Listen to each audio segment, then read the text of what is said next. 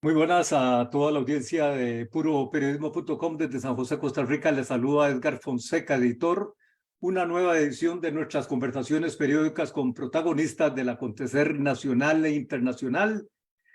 Conversación en esta oportunidad con la licenciada Silvana Botbol, representante de la comunidad judía de Costa Rica, y con el licenciado Álvaro Ramos, el ministro de Seguridad y analista internacional de acontecimientos internacionales, sobre el recientemente surgido, emergido capítulo quizá considerado el más grave en las últimas décadas, desde 1973, en el conflicto entre Israel y sus adversarios, en este caso con militantes de grupos terroristas de Hamas estacionados en el ámbito de la Franja de Gaza. A la hora en que conversamos, este miércoles 11 de octubre, suben el número de víctimas mortales en Israel ya casi a los 2.000 muertos, y en el caso de Palestina, rondando una cifra parecida, las miles de personas heridas y al menos 100 personas secuestradas, producto de las acciones del grupo terrorista Hamas la madrugada del sábado de manera sorpresiva. Sobre las implicaciones a mediano y largo plazo, no solo en el Medio Oriente, no solo en la región circundante a Israel, Líbano, Egipto, Siria, Jordania y demás, latitudes ahí del mundo árabe, sino las repercusiones a nivel global que podría estar teniendo este capítulo, esta escalada de violencia, es que conversamos en esta ocasión desde puroperiodismo.com. Muy buena Silvana y muy buena don Álvaro. Buenos días, don Edgar, y muchísimas gracias por esta invitación y este espacio. Muy buenos días, don Edgar, muy buenos días a mi buena amiga doña Silvana. Un gran placer compartir con ella y a través de ella con todos los amigos de la comunidad. Un gran placer. Es el tema internacional por excelencia, así es que aquí estamos para servirle a usted y a la opinión pública del país. En ese sentido, un honor de mi parte. Dígame, don Edgar. Sin duda alguna, usted como miembro de la comunidad judía de Costa Rica, yo creo que están viviendo un ambiente bastante tenso, bastante preocupante, no solo desde el punto de vista político de los acontecimientos, sino porque ustedes tienen amigos, familiares, es decir, tienen colegas en funciones públicas o en el sector privado allá en Tel Aviv y otras ciudades de Israel, y están en contacto con ellos, si no me equivoco. Correcto, don Edgar. Las dimensiones y la proporción de lo que está sucediendo en estos momentos no tiene precedente en la historia moderna de Israel. Estamos hablando, Israel ha enfrentado en muchos momentos situaciones de crisis, de guerra, donde la preocupación ha estado centrada en sus soldados, donde no sé si usted está al tanto, en Israel no se trata de un ejército profesional. Todos los jóvenes, mujeres y hombres entre los 18 y 21 años van parte del ejército, no solo judíos, árabes, cristianos, unidades beduinas, drusas. En estos momentos no hay, creo, una sola familia en Israel que no tenga a alguien directamente involucrado, y por ende hoy es cuando se siente que lo que está sucediendo allí nos afecta a todos en el ámbito de la comunidad de aquí, porque todos de una manera u otra estamos conectados, y las dramáticas imágenes y noticias que seguimos recibiendo no tienen precedentes de un nivel de crueldad, barbarismo, barbarie y destrucción que son muy difíciles de procesar. Don Álvaro, usted como observador del acontecer mundial, del acontecer internacional, amén de que usted está constantemente en valoraciones sobre la evolución de acontecimientos en el ámbito regional, ¿cómo toma estas primeras horas de estos acontecimientos de este conflicto? ¿Cómo valora? ¿Qué principales conclusiones está usted resumiendo en estas horas en medio del torbellino de de referencias, de informaciones, de las redes inundadas de información, unas correctas, precisas, otras no tanto, sobre los acontecimientos allá en el Medio Oriente? Bueno, en primer lugar, me parece que debemos clasificar el acto que inicia esto como un acto clarísimo de terrorismo desde todas las perspectivas. Es un ataque dirigido con toda la alevosía contra civiles, básicamente. Si uno nota, el blanco principal eran civiles completamente en paz, viviendo en sus comunidades, algunas de ellas rurales, algunos muchachos divirtiéndose como se divierten los muchachos en los países que gozan de libertad y democracia. Exactamente eso es lo que se espera que estén, y fueron objeto de un ataque terrorista extraordinario. Y en ese contexto de un ataque terrorista de una organización terrorista reconocida como tal desde hace ya un tiempo, y que lo está demostrando con este acto, que es un acto de terrorismo para aterrorizar a la población civil, no tanto a los militares, que no se aterrorizan por eso necesariamente.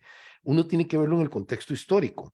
Lo que más a mí, por lo menos, me afectó del acto es que desde el final del Holocausto, ¿verdad? Desde el último día que existió la Alemania nazi y sus aliados, y uno puede decirlo con cierta propiedad alrededor de la primera semana de mayo, uno no había visto un ataque contra personas claramente judías, claramente viviendo en comunidad judía de tal calibre. Eso no lo habíamos visto. Habíamos visto guerras, eso como lo ha descrito doña Silvana, hay un estamento militar que está adaptado a un ambiente hostil hace ya mucho tiempo, eso lo tenemos perfectamente claro, y por cierto que se trata de uno de los estamentos militares más eficientes y más activos y eficaces del mundo, pero no habíamos visto un ataque tan pertinente y tan horrible hacia personas de la fe y de la nacionalidad, en este caso israelí. Entonces, yo quiero destacar este punto que es extraordinario, que después de 80 años de que estábamos sufriendo el problema del Holocausto, que fue algo único en la historia de la humanidad, tenemos que sufrir un ataque de un nivel altísimo también. Hay que tomarlo en consideración. Lo otro es que desde el punto de vista estratégico se parece a una combinación entre Pearl Harbor, que fue un ataque traidor, artero, fuerte, decidido a atacar puntos estratégicos y a afectar directamente el balance de situación y el balance internacional, porque este es el contexto que vamos a tocar más adelante, cómo afecta este ataque el balance internacional de las relaciones geopolíticas, las relaciones diplomáticas, las negociaciones que se estaban llevando entre Israel, Estados Unidos y Arabia Saudita. Todo esto, negociaciones camino a ir normalizando las cosas, ese camino exactamente a lo contrario, y todo este ataque tiene como finalidad desbalancear eso. Y se parece también mucho desde la perspectiva de lo que sucedió en la guerra del Yom Kippur, un ataque que tomó por sorpresa algunos elementos, sobre todo los elementos fronterizos. Igual sucedió cuando el tercer ejército egipcio atacó la ribera oriental del Nilo, perdón, del canal de Suez, me disculpo, y entonces tenemos una combinación de factores. Ciertamente sí fue un ataque por sorpresa y podemos analizar un poco más eso. Las primeras horas de estos ataques terroristas que se han vivido en la frontera Israel-Franja de Gaza han impresionado realmente por el nivel de masacre que se dio en familias durmiendo, en familias en sus residencias, en jóvenes en festivales musicales muy cercanos a su religiosidad. Es decir, doña Silvana, es un mensaje evidente el que se ha mandado en estas primeras horas con estas acciones que incluso llevan a la muerte de al menos 1.000 terroristas infiltrados en territorio fronterizo israelita. Don Edgar, yo creo que como nunca y desgraciadamente hemos visto a plena luz lo que es la cara de Hamás, que el nivel, estamos hablando de mujeres violadas, de linchamientos, mujeres, estamos hablando jóvenes que disfrutaban un concierto rave de la paz, violadas al lado de sus compañeros muertos, linchamientos. Ayer en el kibbutz de Kfar Aza fueron encontrados más de 40 bebés decapitados e incinerados. En estos momentos entre los rehenes hay bebés, ancianas, sobrevivientes del Holocausto. Ahora, no nos confundamos. Esto que Hamás hizo, se lo hace al propio pueblo que dice representar. Cuando en el 2007 Hamás tomó control de la Franja de Gaza, destronando a la autoridad palestina, las imágenes de crueldad y de linchamientos y de arrastrar cuerpos por las calles se vieron por todos lados. Hay que entender la naturaleza de qué estamos hablando y sobre todo hay que hacer una clara e importante diferenciación, que esto no es una guerra contra el pueblo palestino, que tiene todos los derechos de aspirar a una autodeterminación. Esto es una guerra contra una organización, una ideología y una visión que no representa al pueblo palestino, sino que su única ambición es destruir, en primer lugar, la existencia del Estado de Israel de la faz de la tierra y después seguir avanzando con todos aquellos en quienes en su cosmovisión somos infieles en tierra del concepto del Islam fundamentalista. Puroperiodismo.com desde San José, Costa Rica, en el análisis en este momento de las implicaciones inmediatas a mediano y largo plazo del conflicto de la guerra entre Israel y el grupo terrorista Hamás basado en Palestina y que, como usted lo destacaba, doña Silvana, no necesariamente representan las aspiraciones, las preocupaciones y los afanes del pueblo palestino. Sin embargo, sometido a un asedio total por parte del ejército israelí en estas últimas horas para frenar cualquier operación adicional del grupo terrorista. Llama la atención desde el primer momento, don Álvaro, al menos 3 puntos que me parece importante desde su valoración analítica internacional, de política internacional, de política y estrategia militar. La sorpresa de la acción, la fecha de la acción y el sitio que se escoge para ejecutar esta acción. ¿Cómo ha visto usted, cómo ha reflexionado alrededor de estos parámetros, de estas referencias de la acción vivida desde el sábado en la frontera Israel-Franja de Gaza? Claramente es un concepto de, en este caso, desde mi óptica, es terrorismo. Esa es la estrategia. La estrategia es el terrorismo y el instrumento es el terrorismo. Desde la perspectiva que usted toca es interesante porque sí hay que hacer el análisis. Es la típica guerra asimétrica y tengo que decirlo que hicieron un trabajo, ellos los terroristas, fuerte en el campo de prepararse con tiempo, lo que hicieron. Es una guerra asimétrica clarísima porque evidentemente las Fuerzas Armadas israelíes son infinitamente más poderosas y son capaces de defender el Estado en su integridad y a su población y en sus campos tácticos y estratégicos. Incluso en el campo regional tiene una enorme capacidad de acción y sus servicios, tanto internos como externos de inteligencia, son de superior calidad.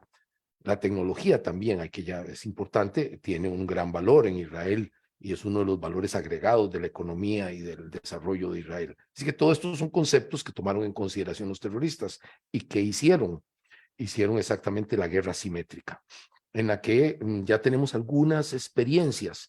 Irán ha ido preparando grupos en esa guerra asimétrica, han sido los grupos afectos a Irán que tienen la costumbre de utilizar contra fuerzas superiores militares algunos conceptos y algunas vías de guerra asimétrica. Lo vimos en Irak, el uso masivo de eso contra las fuerzas norteamericanas y de la coalición que ayudaron a votar a Saddam Hussein. Lo hemos visto en el contexto de la pelea entre ISIS y los grupos milicianos. Lo hemos visto en Siria con mayor claridad, digámoslo así. Y claro, por supuesto, tenemos al más importante, en alguna medida, de los grupos estratégicos, que es Hezbollah, que es un proxy, lo que se llama en inglés un proxy de Irán.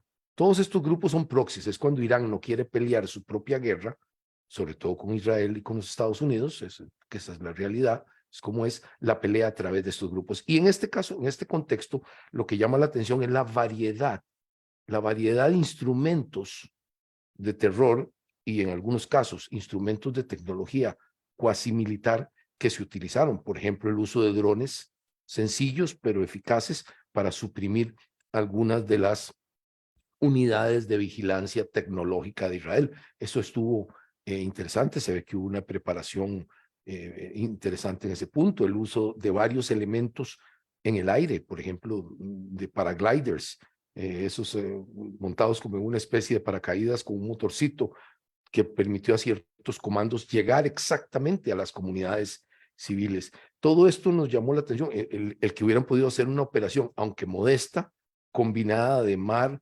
aire y tierra, el uso de bulldozer para romper las barreras de protección que, digamos, habían sido eficaces por mucho tiempo.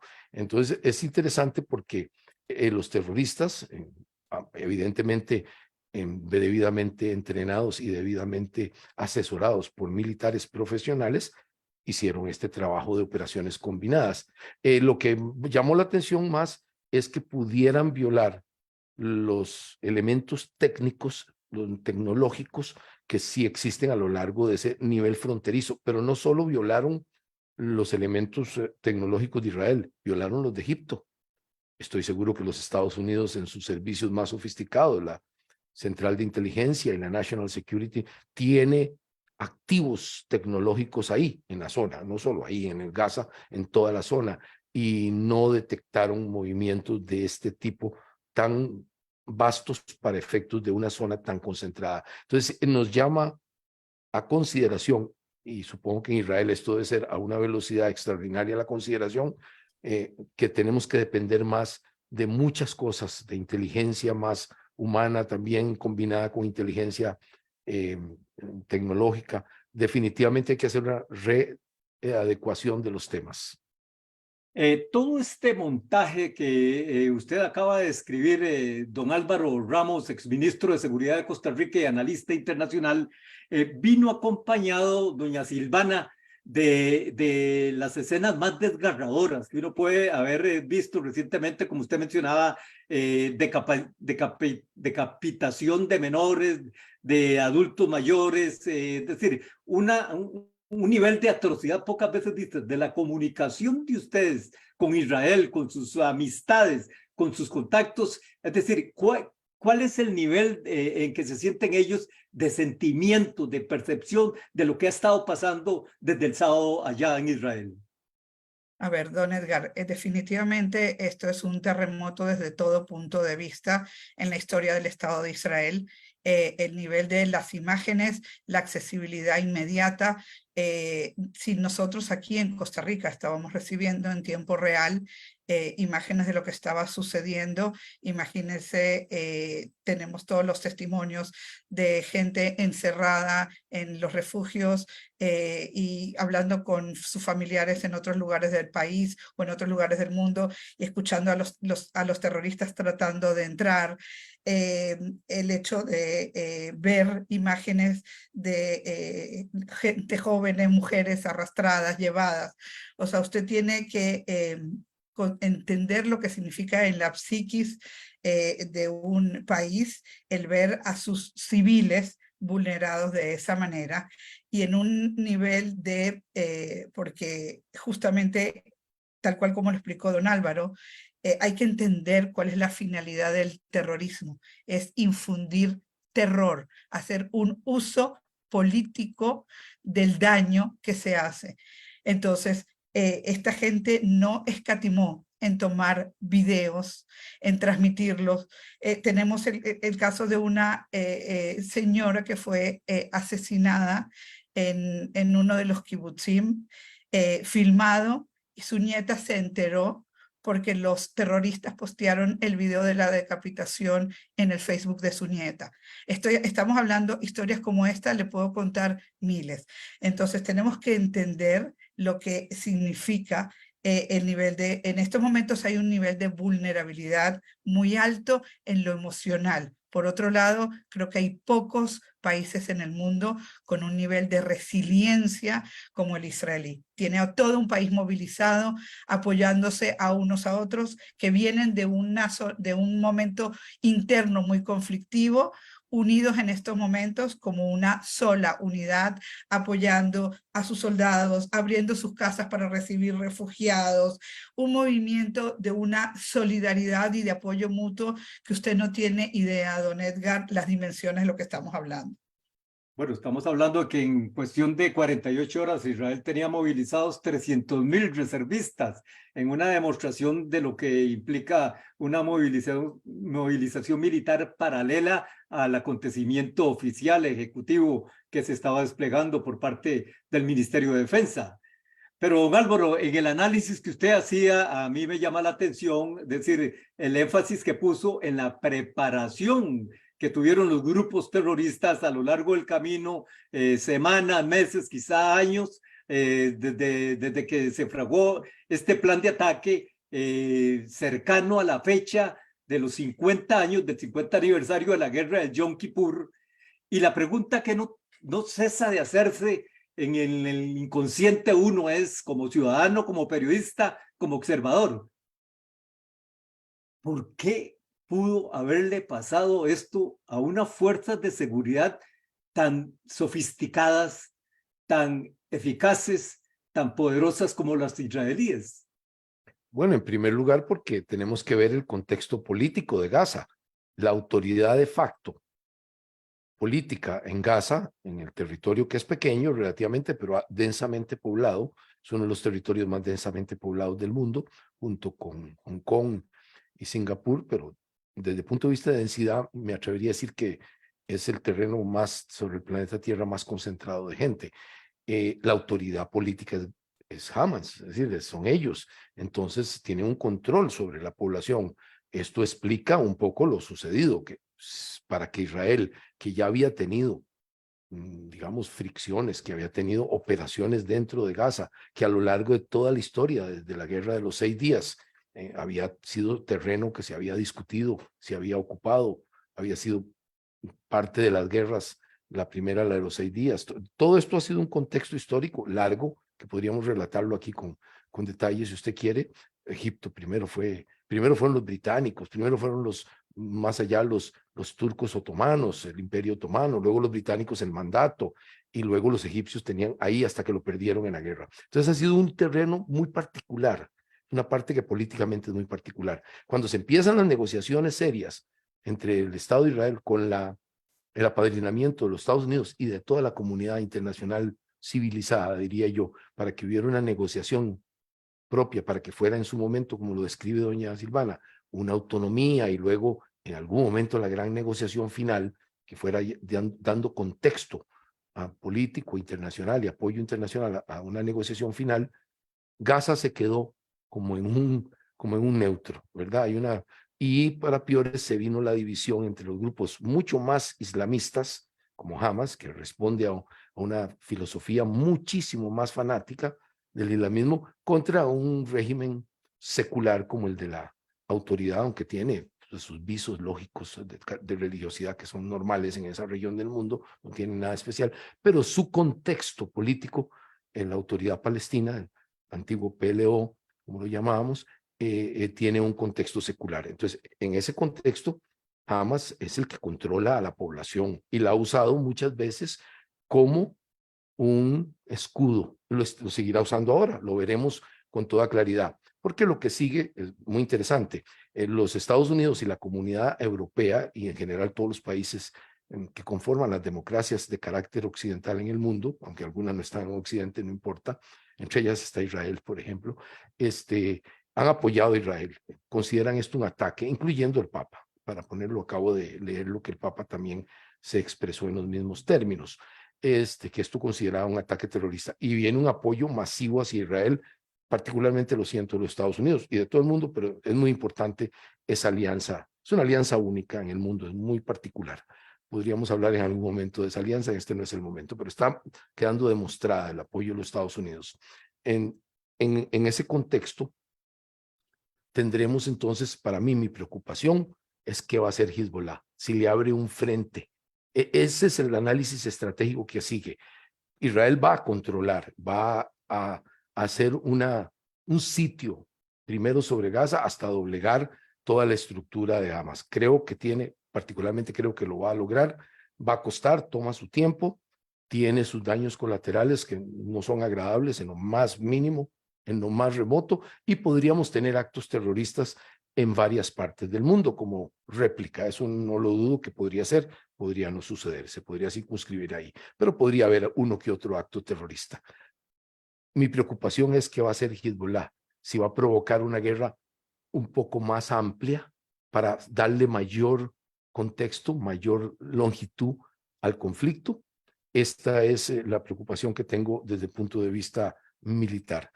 Creo que sí, creo que hay un momento en que van a ser impulsados a actuar y Irán tiene el gran interés, porque si hubiera continuado, y yo espero que continúen, las conversaciones de negociación correctas entre Israel y Arabia Saudita, eso hace que el balance entero del Medio Oriente, entero, completo, porque con Arabia Saudita se vienen sus aliados naturales, que son todos los Emiratos del Golfo. Todos esos Emiratos se apuntan un poco a la alianza estratégica con Estados Unidos y con Israel. En este caso, una negociación. No es una alianza, es una negociación, que es diferente. Si eso sucede, aquí el gran perdedor regional es Irán, porque se queda solo con un contexto ahí de un grupos terroristas y organizaciones de este estilo. Así es que lo que está en juego era descarrilar esas negociaciones. A lo mejor lo logran, a lo mejor lo logran. Y para mí sería muy doloroso, porque yo sí veía con simpatía el camino que estaban agarrando, unas negociaciones correctamente llevadas. Lo otro interesante, solo para ver el contexto también estratégico, quiero ahondar en lo que dice doña Silvana, que la unión interna en Israel, incluso en este momento se formó un gobierno, llamaríamos de guerra, en realidad de unidad nacional, ¿verdad? Más que no solo en el contexto de la guerra de unidad nacional, en que todos los partidos, en particular los grandes de oposición, están alineados con el gobierno también ha cedido, como es completamente lógico, a las perspectivas políticas y sociales de esos partidos. En el campo de la seguridad nacional creo que ambos son muy calificados.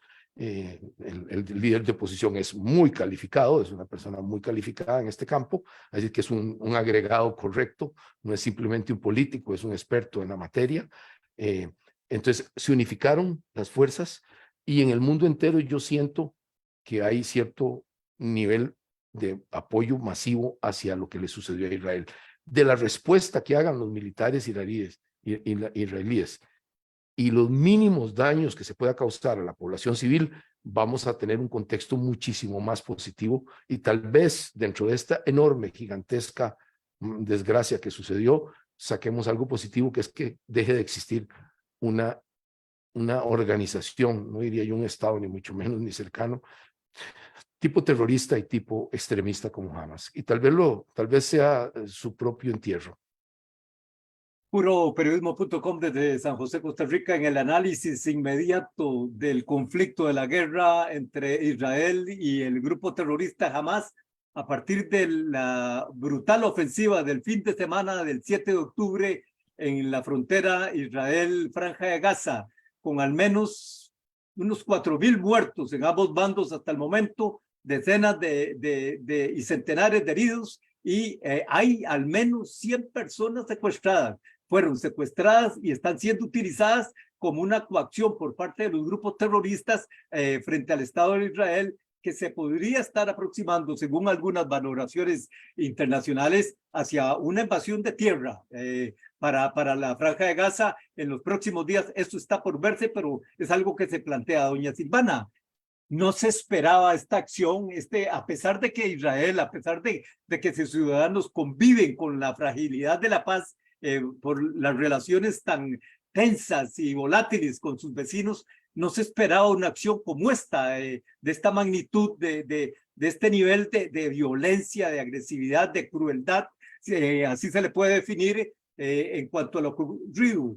¿Qué esperan a partir de ahora, a partir de las acciones que está tomando el Estado, el gobierno, el ejército? A ver, don Edgar, definitivamente el nivel de penetración y la violación y el acceso a poblados civiles es algo que creo que en ningún escenario el público en general en Israel estaba listo o preparado para algo así. Ahora, Creo que lo que es muy importante entender en estos momentos, y creo que es la clave de la tragedia de este conflicto, es que no podemos equiparar cosas que no son equiparables. Es decir, Hamás entró y lo que hace es exactamente con el único propósito de dañar y causar víctimas. Cuanta más, todo su esfuerzo está dirigido a causar el mayor número de víctimas. En el otro lado, todo el esfuerzo en el lado de Israel está destinado a generar el menor número de víctimas. ¿Y en qué sentido hablo esto? Cuando usted ve cuando a mí me hablan, y es una de las cosas que me genera mayor frustración e indignación, y tratan de comparar números de víctimas de un lado y de otro, estamos hablando de dos mundos diferentes. Estamos hablando de un país que usa cada uno de sus recursos para proteger a sus ciudadanos y minimizar sus bajas. Y tenemos en el otro lado una organización terrorista que utiliza a sus ciudadanos como escudos humanos, que la millonaria, multimillonaria ayuda internacional sin precedentes que ha recibido en todos estos años, la ha usado en infraestructura militar en vez de generar refugios o protección. En estos momentos hay que entender a lo que nos enfrentamos. Las imágenes son muy cruentas y creo que a nadie le puede ser indiferente ver niños y mujeres muertos, pero hay una diferencia tremendamente importante desde el punto de vista moral, ¿ok? De quien trata de convertir ese su objetivo principal de exterminación y daño, y quien en su uso de legítima defensa tiene y desgraciadamente produce resultados terribles, ¿ok? Que estoy de acuerdo que en el eufemismo militar hablamos víctimas colaterales, pero para todos son niños y mujeres y víctimas inocentes, ¿ok? Que nunca debieron haber estado ahí si hubieran tenido un liderazgo que se preocupa por ellos, porque esa es la tragedia del pueblo palestino, don Edgar, la traición permanente de su liderazgo desde el día que surgió la posibilidad de tener un Estado propio, y la manipulación y uso que han tenido a lo largo de esa historia de sus países vecinos y sus hermanos árabes. Golpe de propaganda, estiman algunos analistas internacionales en cuanto a la acción de Hamás en este fin de semana, en que conversamos con los analistas Álvaro Ramos y Silvana Botbol, representante de la comunidad judía de Costa Rica. Don Álvaro es ministro de Seguridad y analista internacional. Igualmente, punto de quiebre para el acuerdo que se aproximaba entre Israel y Arabia Saudita. Y bueno, la volatilidad de los nexos en este momento con Egipto, con Líbano, con Jordania y con Siria. Usted hablaba de que se da una recomposición fuerte en ese sentido de cara a las próximas semanas, a los próximos meses a nivel mundial. Don Álvaro, ¿por qué? Bueno, porque todos los servicios de inteligencia tuvieron un fallonazo y todos los servicios diplomáticos también. Los Estados Unidos, con su enorme capacidad diplomática, sus largos, antiguos y poderosos lazos en toda la región, no tuvieron este aviso. Egipto, que es un poder natural ahí en la zona y el Estado árabe más importante, cultural, religiosamente, sus universidades y su ejército y sus servicios de inteligencia profundamente enraizados en esa zona, no tuvieron realmente un aviso. Turquía, que es un estado secular, pero que ha derivado un poquito más hacia una relación con grupos en toda esta zona, tiene buenas relaciones también con Irán, estuvo y está involucrado en todo el conflicto en Siria, etcétera, tiene intereses contra el terrorismo también por los grupos que lo atacan desde adentro y desde afuera. No tuvo tampoco, y además es un estado moderno y un estado miembro de NATO, de la OTAN, tampoco tuvo esto. Y en el caso concreto, Jordania es un estado que tiene profundo interés en que no haya terrorismo, ¿verdad? Tiene sus relaciones ya bastante establecidas. Ninguno de estos estados y el de Israel tampoco, tuvieron la advertencia del tamaño de lo que se venía. Siempre se está preparado para un ataque terrorista de cualquiera de los tantos grupos que hay en la zona. No es único, pero nunca nadie había podido predecir un ataque de este calibre, que efectivamente es un ataque de lo que llamamos la guerra híbrida. Tendríamos que meternos en el concepto de guerra híbrida, que es que usted utiliza todo el instrumental. Entonces podemos ver que siendo un estado militarmente débil, un estamento militarmente débil como es Hamas, logró desproporcionadamente expandir su capacidad de golpe. Hay también indicios de ataques cibernéticos previos. También hay una cantidad de ataques cibernéticos en todo el ambiente del Medio Oriente. Se generaron enormes cantidades de ataques cibernéticos. Voy a decir, no en lo mismo nivel, pero parecido a lo que sufrimos aquí en Costa Rica hace 1 año y medio, cosas parecidas. Entonces, están demostrando que la guerra híbrida, que en alguna medida fue un diseño de las Fuerzas Armadas y los servicios de inteligencia rusos actuales, se está generando ahí, que se está utilizando desde el terror. Decapitar niños es una forma de atrocidad que causa un efecto gigantesco. Por supuesto, una inhumanidad de ese calibre va a causar un efecto, y eso es exactamente lo que están logrando con relativos pocos activos militares, pero claramente dirigidos a un solo propósito, a infligir el máximo de daño, a infligir el máximo de terror. Se causa un efecto político totalmente extrapolado a la potencia real del grupo, y la respuesta es sí, porque el prestigio y el poderío israelí es indiscutible, es el ejército más importante, más efectivo, de mejor entrenamiento. En realidad no fueron 300,000, fueron 360,000 reservistas, primero 300,000 y un llamado, imagínense, de 60,000 más, para que nos formemos una idea. Las Fuerzas Armadas de Chile andan por ahí de 60,000, Israel tuvo la capacidad de, estamos hablando de un país grande, importante como Chile, de llamar a un ejército de un solo golpe más de las 300,000 que ya tenía. Esto nos indica que el efecto propagandístico es excelente. La prueba más grande es que estamos hablando de eso aquí. Ya yo llevo 4 entrevistas sobre el tema. Eso me indica la importancia del tema. ¿Por qué usted califica de un fallo militar y político lo que aconteció?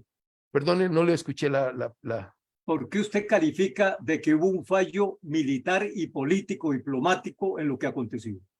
Porque diplomáticamente, en este caso más claro, me refiero al contexto norteamericano y europeo en alguna medida, pero me refiero al norteamericano, la gran potencia en el Medio Oriente es los Estados Unidos.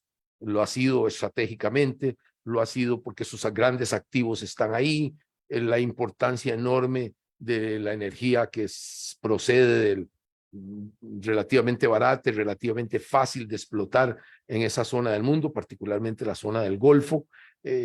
La importancia histórica y estratégica de Egipto, que está agregada a la alianza con los Estados Unidos, la enorme importancia de Turquía, que fue el poder por 6 siglos en la zona, ¿verdad? El Estado otomano fue el poder por 6 siglos, es una tradición, los califas, etcétera. Esto hay que valorarlo. Todos estos que tienen enormes vínculos históricos, diplomáticos, económicos con la zona, no tuvieron advertencia diplomática, no tuvieron advertencia estratégica. Los militares que están en la zona, hay bases militares de muchos países, etcétera. Hay enormes contingentes navales, tanto en el Mediterráneo Oriental, el Mar Rojo. Hay varios países operando en el Mar Rojo, particularmente contra la piratería. Y tenemos, por supuesto, todo los estrechos de los Dardanelos, etcétera, que han sido desde tiempo inmemorial el centro estratégico del balance mundial. Toda esta cantidad de activos militares, diplomáticos, políticos, económicos, no advirtieron de una crisis de este calibre. Entonces sí hay un fallonazo grande. Desde la perspectiva de Israel, que estoy seguro está revisándose, tal vez confiar demasiadísimo en los elementos de tecnología los hizo vulnerables a un ataque a esa tecnología, aunque fuera solo fronterizo el ataque, fue suficiente para causar un efecto poderoso en las comunidades muy cercanas y en el mismo criterio de seguridad fronterizo. Hubo un buen cálculo de los terroristas de cómo afectar el sistema tecnológico, digamos que es lo normal de tener. Puroperiodismo.com desde San José, Costa Rica, en este análisis de las implicaciones inmediatas del estallido de la guerra entre Israel y Hamás desde el 7 de octubre, tras una invasión de grupos terroristas a zonas fronterizas, kibbutz, en el área retirada de Israel, en su frontera con Franja de Gaza, y con decenas, centenares y miles de muertos contándose en estas horas en que estamos conversando desde San José, Costa Rica.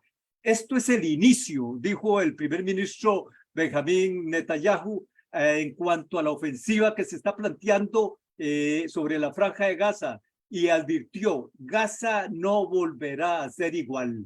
¿Cuál es la implicación, doña Silvana, de estas frases del primer ministro de cara a estos primeros acontecimientos de lo que se está viviendo en ambos territorios? Tenemos que entender, añadido a lo que magistralmente explicó don Álvaro, quién es lo que está detrás de todo esto. Es decir, no estamos hablando de conjeturas, estamos hablando de agradecimientos formales. El día de ayer, Hamás agradeció formalmente a Irán por su apoyo logístico, de financiamiento y de entrenamiento. Más allá, también tenemos que entender todo lo que está jugando en estos momentos. Esta mañana leía uno de los análisis de uno de los generales más conocedores de la zona en OTAN, que hablaba de cómo esto beneficia, esta situación beneficia en estos momentos tremendamente a Rusia, que lleva tratando de generar escaramuzas en diferentes lugares del mundo como Azerbaiyán, Armenia, Serbia, Kosovo, y en estos momentos de manera de distraer toda la atención y poder debilitar la atención del mundo en el apoyo a Ucrania. Es decir, hay acá un montón de factores regionales, mundiales, que están determinando lo que va a suceder. El tema de Hamás es claro después de lo que ha vivido el pueblo de Israel con este nivel de barbarie y de ver en su propio territorio escenas que solo recordamos de ISIS, entender que tiene que cambiar el mapa de lo que es Gaza. El hecho de que organizaciones como Hamás y la Yihad Islámica puedan seguir controlando y marcando la pauta de la vida de los ciudadanos palestinos en Gaza y marcando con su filosofía terrorista la vida del resto del mundo, creo que llegó el momento de buscar ese cambio. ¿Cuál es el precio? ¿Cuáles son las implicaciones? Son complicadas, son fáciles. ¿Podrá lograrse? Hay muchas preguntas, hay muchas incertidumbre que en la medida que vaya pasando podremos saber. Pero en estos momentos creo que a nivel de Israel, hay que entender que la sensación es lo que se ha vivido en estos 3 días no tiene precedente en los últimos 50 años. Hay más de 2 generaciones que a pesar de vivir en constante amenaza, en preparación, sabiéndose objetivos permanentes, nunca habían tenido la sensación de que podían venir a sacarlos arrastrados de sus casas y masacrarlos. Puroperiodismo.com desde San José, Costa Rica, en el análisis, entrando a la recta final de la conversación con doña Silvana Botbol, representante de la comunidad judía de Costa Rica, y con el licenciado Álvaro Ramos, exministro de Seguridad y analista internacional. En su análisis de las posibles causas de lo que pasó en el fin de semana del 7 de octubre 2023 en la frontera israelí, Franja de Gaza, usted ratificó, don Álvaro, que una falla militar y diplomática, y particularmente usted la atribuyó o la hace descansar en Estados Unidos, que no detectó a tiempo. Pero análisis internacionales enfatizan de cómo pudo haberle ocurrido esto a las fuerzas de inteligencia de Shin Bet, Mossad, de Israel, es decir, de las fuerzas más sofisticadas, tanto a nivel internacional como a nivel de la penetración de grupos palestinos, y que no se hubiera detectado bajo ninguna circunstancia lo que se venía con la magnitud de que se vino.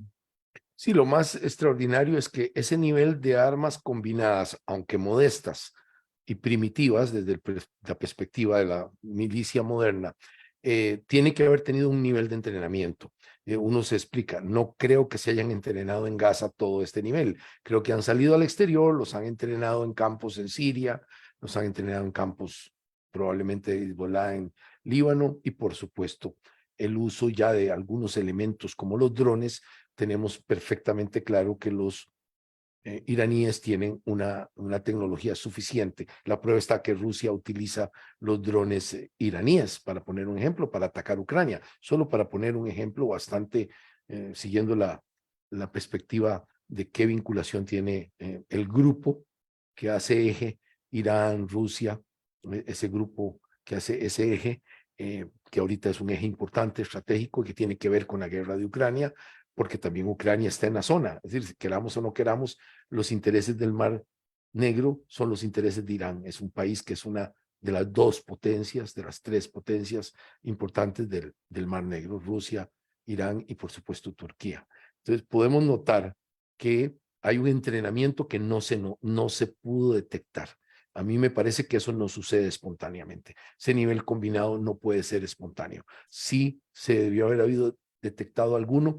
Ahí hay una falla interesante: la salida, las entradas de ciertos hombres jóvenes.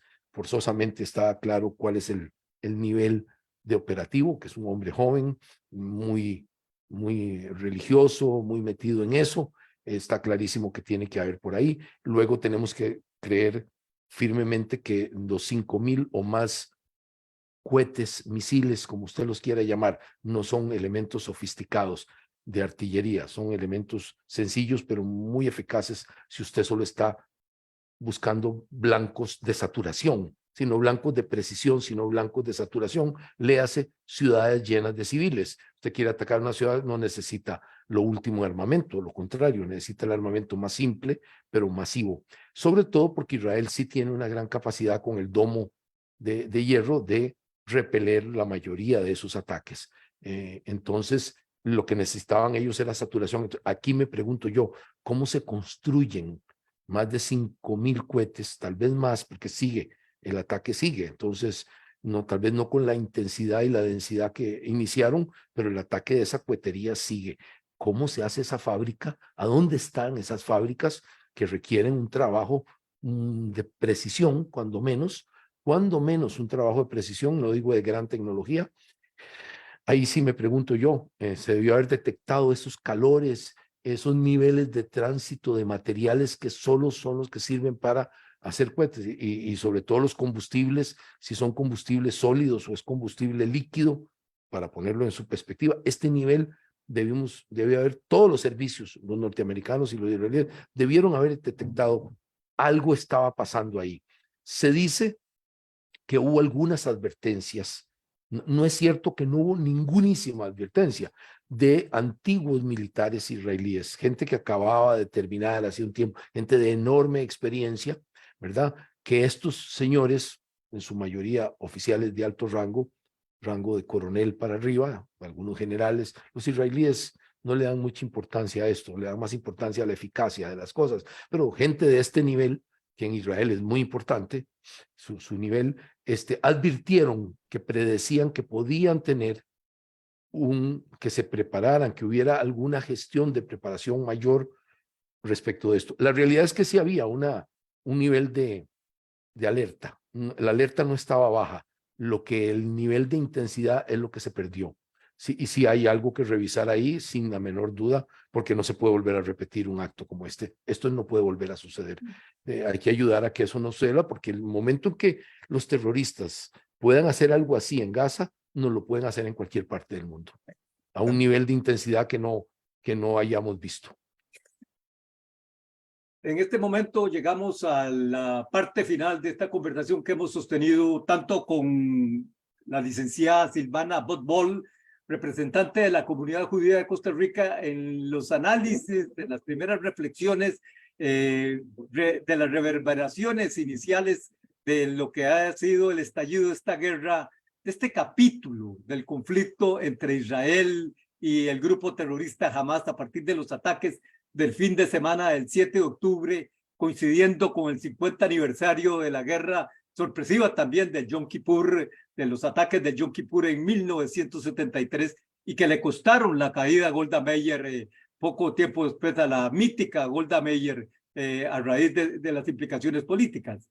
Si usted tiene algún punto de reflexión final, doña Silvana, de lo que está pasando, no solo para su pueblo Israel, sino para otras naciones que podrían verse expuestas a riesgos parecidos, a contaminación parecida, pues adelante, doña Silvana. Don Edgar, yo creo que el mensaje que tenemos que sacar todos es que tiene que haber claridad moral y una brújula clara de los peligros que enfrentamos.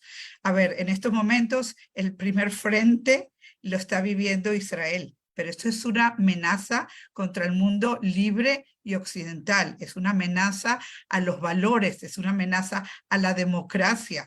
Estamos hablando de una búsqueda, de un exterminio total de las sociedades como las conocemos. Y lo que más me genera una profunda angustia es el nivel de desinformación, de sesgo, de desconocimiento de lo que estamos hablando. Cuando uno encuentra movimientos de mujeres que defienden los derechos de LGBT o de minorías, apoyar a Hamas, gente que no duraría un segundo en la franja de Gaza, y donde confunden de una manera dramática lo que significa apoyar una reclamación legítima de autodeterminación del pueblo palestino, con acompañar un movimiento, una ideología terrorista que tiene montones de representantes en Hamas, en la Yihad, en Hezbollah, que lo que buscan es la destrucción de nuestra civilización, de nuestros valores, y no entender, estamos abriendo la puerta de la destrucción a cada una de nuestras casas, no solo en Israel. No nos equivoquemos, esto empezará con nosotros, pero no va a terminar solamente con nosotros. Don Álvaro, los comentarios y las intenciones, las de Carpio son meramente iniciales. Los acontecimientos están fluyendo a una velocidad 24/7, más en estos tiempos de digitalización total de nuestras sociedades. ¿Qué escenarios ve en este punto final usted a lo inmediato de lo que podría pasar en la región entre Israel y sus vecinos y a nivel global? Bueno, en primer lugar, que los países y las sociedades no deben permanecer neutrales. Frente al terrorismo no existe neutralidad. Uno puede tener visiones diplomáticas, visiones geopolíticas de neutralidad cuando dos estados están negociando o dos estados entran en conflicto. Precisamente la neutralidad es para ayudar a que el conflicto no incremente. En este caso concreto, todos los estados, ¿qué implicaciones va a tener? Todos tienen miedo de que los grupos terroristas como Hamas adquieran más poder.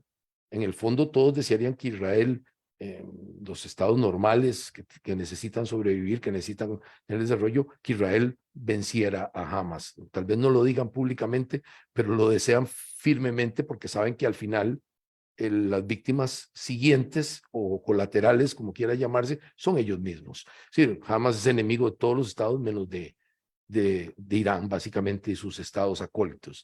Entonces, lo primero es, en el caso costarricense, y usted me pregunta cómo pienso yo, pienso que nunca podemos apoyar, avalar, y siempre tenemos que condenar el terrorismo. En este caso es clarísimo dónde estaba el terrorismo. Fue un acto extraordinariamente de una magnitud gigantesca de terrorismo. Entonces, nosotros, la posición de Costa Rica debe ser, y de la sociedad, primero condenar el terrorismo y segundo apoyar a un Estado que es una democracia. Es la democracia más vibrante del Medio Oriente, por mucho.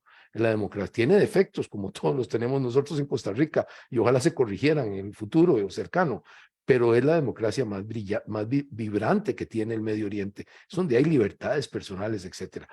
Me encantaría que más bien esto sirviera para que se desarrollaran más procesos políticos de negociación avalados por la gran comunidad internacional y lleguemos a alguna solución en que estos grupos sean completamente marginales, queden completamente como delincuenciales, que estos grupos y los estados sean los que asuman las responsabilidades de seguridad colectiva, que es lo lógico, no estar en manos de unos locos fanáticos religiosos que lo único que saben es matar y, como dicen ustedes, una cosa horrible de decapitar niños.